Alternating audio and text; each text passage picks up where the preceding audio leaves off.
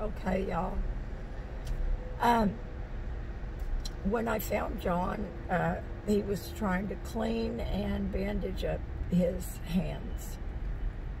So, and his nose. And so he sat in here with me, and of course I had these wonderful, thank you so much, sweetie. These, each bag of these has 25 individual little wipes.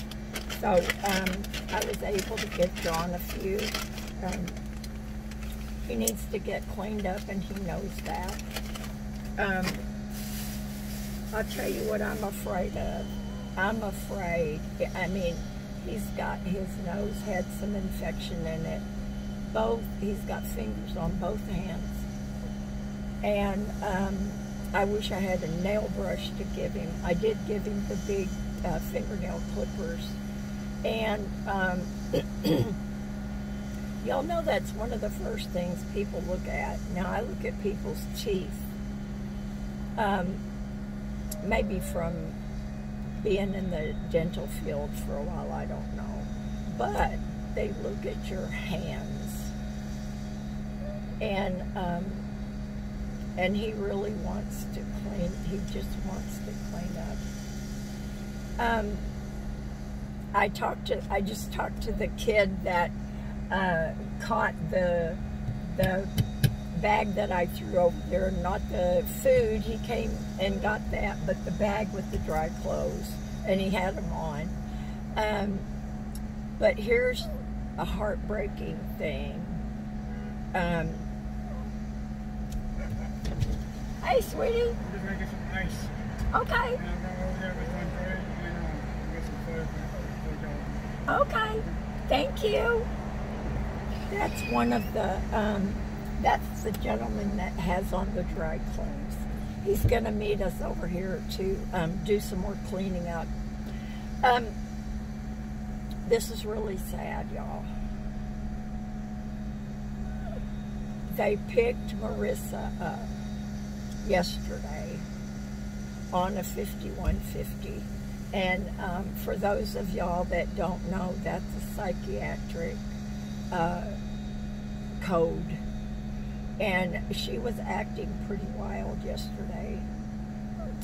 And John tells me that she's got some kind of boyfriend and that he treats her horribly. And he got her to start using heroin.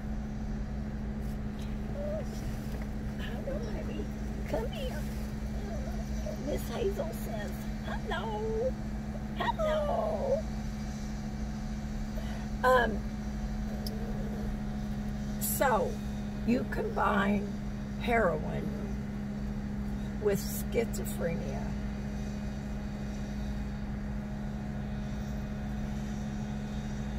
So it took me a lot of phone calls. I called the sheriff's department in Vista. Now it's San Diego County Sheriff's Department, but they have like a satellite office in Vista. They told me to call the Oceanside PD. I called the Oceanside PD. They told me to call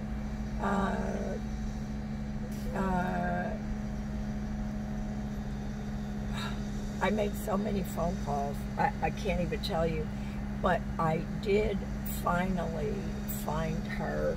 She's at a place called, it's part of the Palomar Hospital, and it's called CSU, Crisis something unit. So he said, in order to talk to you, I'm going to have to get her permission. And I said, okay. And I'm thinking, she won't remember me. She won't remember Deborah. But evidently she did. And so she gave him permission to talk to me. So she's going to be there overnight. And he said, call back in the morning about 9 o'clock. And they'll be able to tell you if she's going to be released, and if so, when and where I can pick her up. She's in Escondido.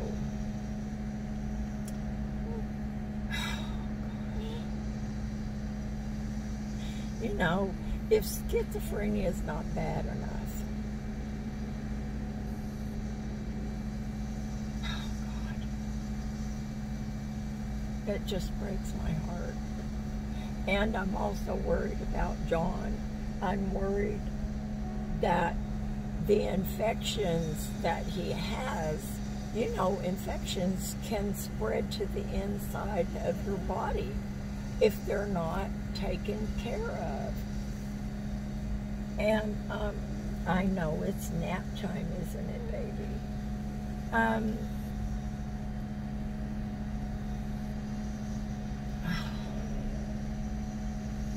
Y'all, you know, when I was living in my car, I was not part of a homeless community at all.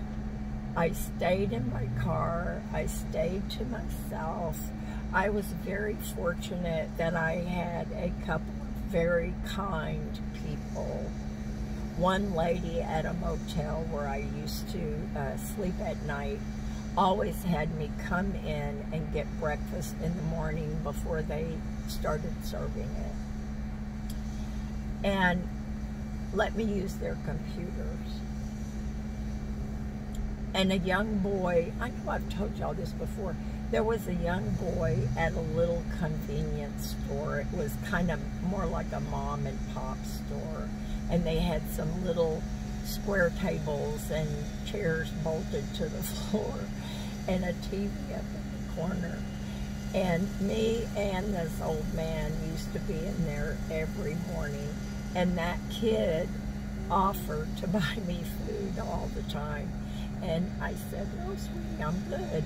But he let me use the microwave and whatever. And so that's where I was able to cook my top ramen. So, you know, I was never a part of a homeless community. I was so blessed to have a paid-for car. I was never scared. I had doors I could lock. I mean, come on, look at me. Do I look like I'd be somebody that you need to rob? And Hazel, before she lost her hearing, let me tell you, you could not get close to the car or the van. She would get started and not shut up, this little girl. But I don't know what's going to happen. I will, when they let her out, I will go pick her up. And I'll take John with me because she really knows John. I don't know what the answer is, y'all. I don't have any answers. You know, I'm just going to try to do the best I can. So today, I'm over here helping John. He needed a washcloth, and it just so happens that I had one in a bag for Marissa. I asked them at the CSU, oh, that sun's feeling warm, making my brown spot browner. I said, I got this nice kid, his name was Andreas. And I asked him, I said, Andreas, when you have people there that have been picked up, I said, do they have an opportunity to take a shower? And he said, yes, we offer it to them, and if they want to take a shower, they can. He said, but we don't make them shower.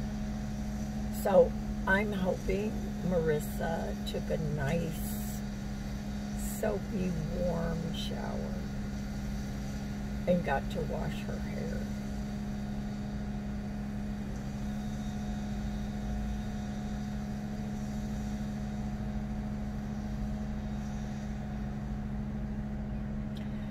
Um,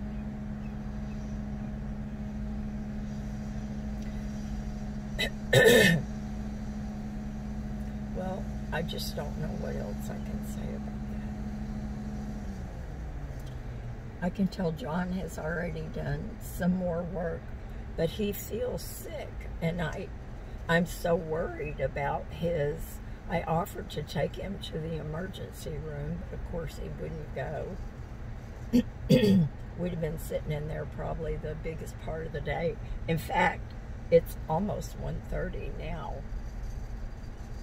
But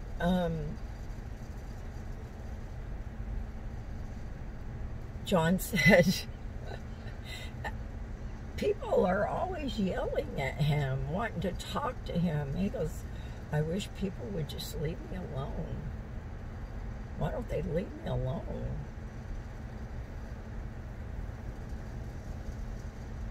They don't leave him alone because he's a good guy and they know it. So, I gotta go later. I want to go over to Bread of Life and see if they have any men's belts. The young guy yesterday that I gave the set of clothes to, he's got twine around his pants to hold them up. And John as well.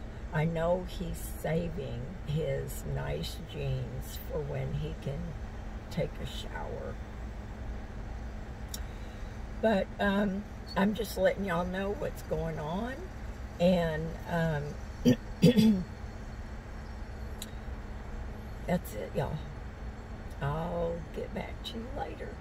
Do something fun today, and I'll talk to you later. Bye now.